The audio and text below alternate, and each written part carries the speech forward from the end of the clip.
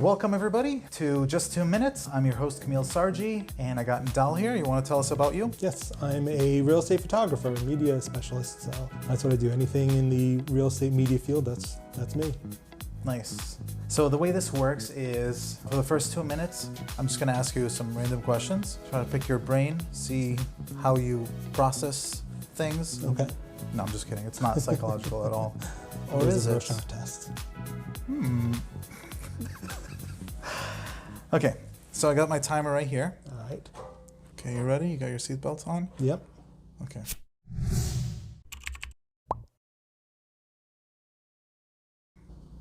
All right. If someone gave you a Big Mac from McDonald's, Yep. would you eat it? Yes. Okay. What else would you get from McDonald's that you would eat? Large fries and probably a soda, but diet soda, of course. Nice, okay. Tell me what color you see when I see these words. Banana, Yellow. hunger, Blue. cowboy, Red. cowgirl, Red. a house. Brown. All right. If you saw two women arguing about something, would you jump in to help them stop it? No. What if they were pulling hair? No. What if they were fist fighting? No. Okay. All right. So as far as like conspiracy theories, all right, which one would you say is the most believable out of these two? Global elitists harvest chemicals from kidnapped children to ingest as an elixir for youth, or the government killed every bird and replaced with robots. B. The second one. The last one you just said. Okay. So if they did kill all the birds, do you think maybe they gave them spy equipment to spy on humans? Is that the new birds? Yes. The new with birds. the robots. The robots would definitely have spy equipment, yeah. Yeah. What kind of Mix. spy? Well, equipment? cameras and microphones, I would assume. I would probably guess like some sort of infrared or, telescoping, microphones, the usual. Okay. And as far as okay. Squeeze it in. Oh man. that was it. You were quick. It was a rapid fire. I was ready. I was ready. So what'd you think? That was interesting. Definitely psychological test. Yeah. Yeah. People wonder how I come up with these questions. I'm not revealing my source. ChatGPT would be my first guess. You don't have to answer. I'm just a crazy guy. I just sit there and I'm like, you know what? Do a little bit of research and just throw that stuff out there. Yeah. So tell me about you and like why you got into real estate photography. Sure. So I've been doing photography for years, actually. Weirdly enough, it was another business that got me into photography where I was taking pictures of just customers and just started developing photography interest from there. And that business was doing well, but I needed to shift my salary out of there and wanted to take my photography and make that my income. And difficulty with photography as a general thing is that finding clients is difficult because there's no real niche. Like you could go wedding photography, but then you'd have to hunt down people interested in getting a wedding, and that's not an easy task. And I'm not a wedding photographer, I never wanted to be. But with real estate, I have a whole group of people that are already interested in potential photographers, agents. And I decided that that was the proper direction I should take my photography. And that's how it began. Started about a little over a year ago. 2023, the beginning, was when I started. I did my first shoots in March and just been going strong ever since. So nice. So yeah, I see that a lot. Photographers, they're just focused on what they do. They don't want to go off and do other things like wedding. Yeah, and, it depends on the photographer.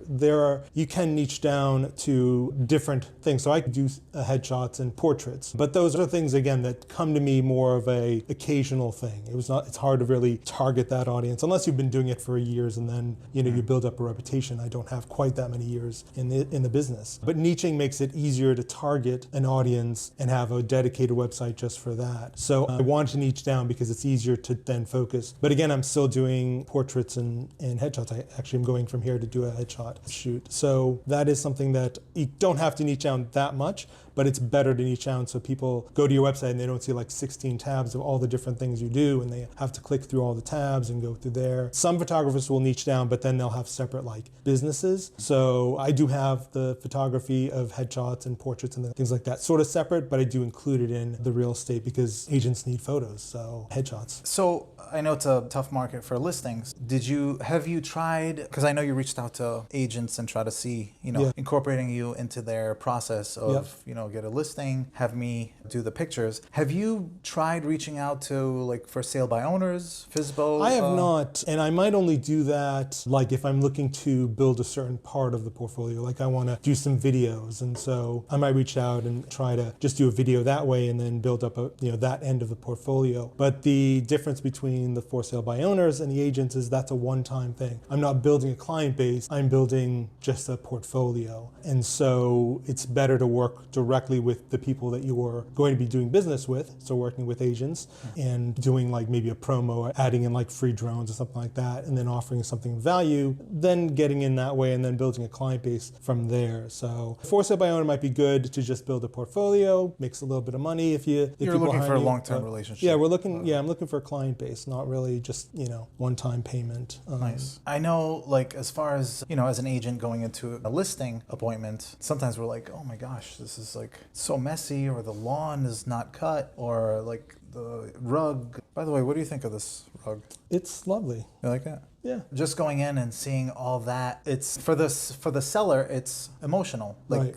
This is them. This is what they are, but it's hard for us to tell. That's why we bring in a stager or someone to help them organize all the clutter, landscaping. But have you got into a house where it's messy? Yes. And what do? You do the best you can. So it depends on the level of mess. So I've been in houses, especially starting out, that's kind of the houses you get are the ones that I've had hoarders and they just have stuff. I've had just people because they're, a multifamily and they're cramming in a lot of people. Does the agent know this and tell you and warn you? Sometimes I've found I know which agents will give me which properties. And so I go in knowing that this agent hasn't really necessarily done their due diligence in terms of the cleanliness. I do provide like a checklist. Here's the things that you should do. Both the realtor should see it and they should pass it on to the agent. But that doesn't always happen. Or I've had agents where they come with me to the property. Like I'm showing up before them and they're just seeing property. So if it's incredibly messy, there's not much you can do. It just, the shots still come out great, the best they can, but they're still, it's a lived in place. But then there are places that are sort of in that midway where you just have to move, a cup, or you have to move the vacuum or something like that. Like just things need to be moved and shifted. I did a high rise a couple weeks ago and it was just a matter of we shot one room, moved everything into that room, shot another room. It's just because that's a lived in space. I mean, they don't have another place to move to. They have to store it. They don't have, the time or money to store something. So it's like in between that point, you just have to do that. And so you do what you got to do to make it look good. Either the agent has to kind of work with the owners, and I've heard when an agent comes and they're like, oh my goodness, it looks so much different. So they've done their work. Whereas again, that one agent where I come in and they're like, yep, this is it. I'm going to move this one little thing that doesn't affect the photo, but I'm going to move it. You let them do their thing. So you do the best you can with what you have available. What's the best process for you as far as like a real estate agent? So for me, when I go on a listing appointment, I meet with them, I look at the house, try to assess the value, and if they sign the paperwork, we're ready to shoot right then and there. Yeah. What's the best process for you as far as an agent and listing? So realistically, I'm just going by what the agent is directing me in terms of they're trying to schedule it as soon as possible. So on my end, I'm just trying to make sure I'm working with them and for the time and the day and that sort of thing. So there's not much, I guess I'm not sure I understand that part. I only understand when I'm setting it up based on what they're looking for and then walking in and seeing what the house looks like at that point. At that point, I have a process of what I'm doing, when I'm doing the shoot then. So maybe I'm not sure what you mean by the... So everybody's different. For me, I like to get everything done right away. Mm-hmm. So if I go in, of course, I tell them going in to look at the place. So it needs to be neat in case we take pictures.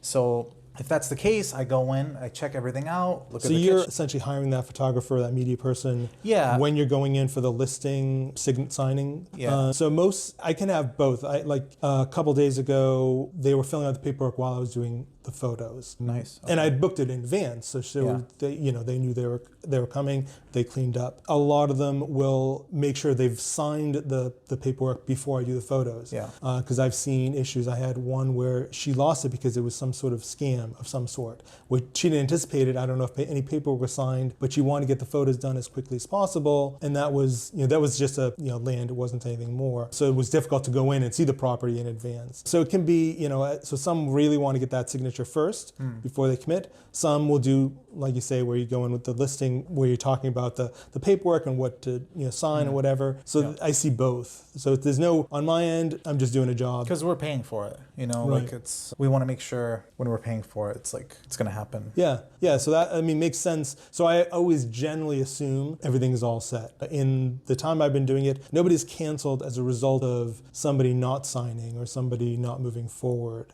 I've had a couple cases where an agent was fired afterwards, not because of the photos, but just because whatever reason, whatever conflict was there. But it's just cases that don't affect me directly. There was one recently where I don't know if they signed the paperwork, but the agent or the seller ghosted the agent. And so the only thing for me was just payment was kind of hanging, because for me, I did my job. I sympathize. Yeah, I sympathize, but Yeah, that's, we have to take a chance. Right. Yeah. So once you do the pictures and get it out there, who owns the pictures? Well, technically, I still own the pictures. I'm always licensing the photos. And generally, my licenses are a year. I would do 5 years for like an Airbnb. So that has a little bit of a different pricing structure, but they have longer term usage for the photos. So Have you ran into an issue where an agent gets back to you and says, hey, remember the pictures you took last year of this house I listed? Well, they're selling it. The new buyers are selling it. And the agent took those pictures. Does that happen? Yeah, it does happen, but it hasn't happened to me yet, because I haven't been prepared? in it for... What's your game plan when that happens? Yeah, so I would just reach out. I guess it depends on how it works. My game plan, especially still being somewhat new in the industry, is reaching out to the agent and saying, the new agent, and saying, hey, that was me that took the photos. I'm glad you like them. I'd be happy to do future photos for you. Here's my contact information. And just, considering it done. But realistically, if I've been doing it for a while and if this is happening often, I'll probably ask for a licensing charge, ask them, do a takedown request, and then, or here's my fee for relicensing photos that I've taken, or ideally just going in and taking photos again, because that would just be, that would make everything kosher, and the house could have changed between one owner to the next. The house is, the room is blue, not pink, like it was. So it makes more sense to just go in and take more photos. But there are multiple options to go with. So, the only time closest was I had a house where the agent was fired and then somebody took over and took their own photos, like cell phone photos or something. And I just reached out and said, hey, I've already done this house, so I know the property. Would you be interested in, having me do it? I could have, because of the short time frame, I could have used the same photos, but, wanted to offer a new shoot. Actually, I didn't necessarily do that. I did on purpose because I would reshoot, because the original agent asked that I not do that. Like, I asked her for permission, and she said, no, I prefer, you not offer the photos, because I'd rather, which might play into my talking to the new agent. I would rather be talking to the old agent, the previous agent, say, are you okay if they use the same photos? Because they've already paid for the work. So it's ideally it's best to, so it's best to, first of all, make sure that the original agent is aware. If they're reaching out, they're already aware.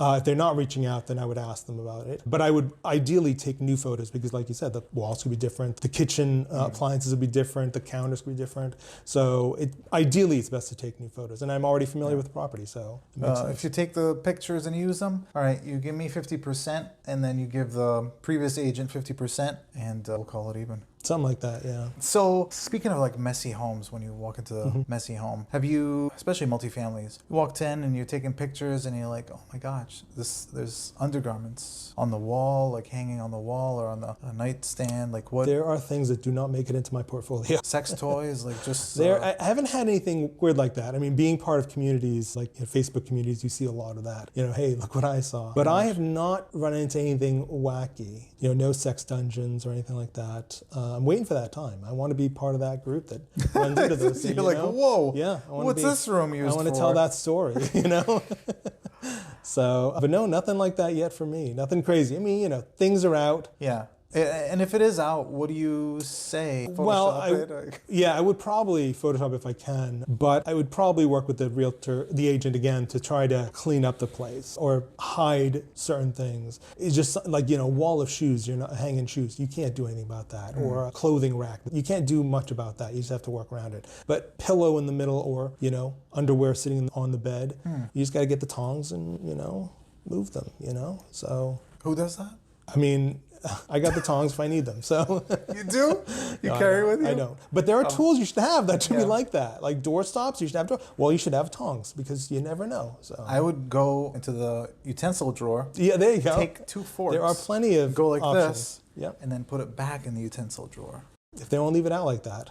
It's not your fault. Yeah. Or I would go tell the homeowner and say, hey, you see I'm taking this picture. You see how this underwear is like on the bed? I think you should put it here. You hang it up on the wall, look better in the room. And then this way, when people want to buy it, they'll be like, wow, this is really nice. But that would be on the agent because I don't usually meet the owner. So ideally, I'm not dealing with owners. I'm dealing just with the agent. And occasionally I meet owners, but I, try not to, because they're, like you say, it's their private place. I don't want to, And if it is their private place, keep things private. Don't, Yeah. It is amazing, and I'm sure you've seen plenty of it. It is amazing when you walk into a house that's being sold, not walk into a house that you're talking about selling, is being sold, and it's just in a condition that's like, I have one agent that has a house that it's like there's like the underwear sitting out. It's that kind of thing, and there's no preparation for open houses. According to her, I don't know. I don't see the open houses, but it's like makes it tough to sell the house when not only somebody living there, which is hard enough, but just their personal stuff is all out. Yeah, it's crazy because, I've seen it a few times, and it's mostly in multifamilies because the tenants don't really care how house sells. They actually don't want the house to sell. Right. It's unpredictable what's going to happen with this. Yep. Yeah, so it's crazy. All right, so as far as have you seen, or what do you do when you see bad pictures on a listing? So I have, and many of you viewers might even have seen my emails come through. I go through Zillow listings and I message everybody that has a new listing, every new agent that I see. Wow. I message everybody just to introduce That's cool. myself. Yeah. And so I've come across lots of ugly photos. And I don't say they're ugly photos. I say something more, understandable, they don't show the property in the best light. This is not something I do, but it amazes me the amount of $1 million+ homes that are taken with a cell phone. And it's they're not they're crooked, they're of the floor, they're, taking some blurry photo of, I don't know, the kitchen, sink, I don't know. And it just amazes me that those are on there. The thing is what I think agents, maybe newer agents, I don't know, but what agents don't realize is this not just the house you're selling, but it's your brand that you're selling.